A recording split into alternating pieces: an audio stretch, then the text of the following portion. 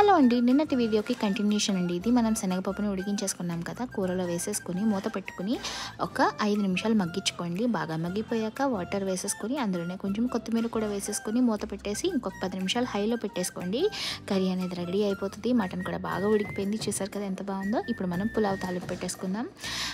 ఒక గిన్నెలో ఆయిల్ ఇంకా నెయ్యి వేసుకుని మసాలా దినుసులు అలాగే పులావ్ ఆకు కూడా వేసేసుకున్నాము. ఇందులో ఆనియన్స్ని కూడా వేసేసుకొని బాగా కలిపేసుకొని ఫ్రై చేసేసుకోండి. ఆనియన్స్ మంచిగా వేగిపోయాక ఇప్పుడు గరం మసాలా కూడా యాడ్ చేసేసుకున్నాము. ఒక 4 స్పూన్స్ పెరుగు కూడా వేసేసుకున్నాము.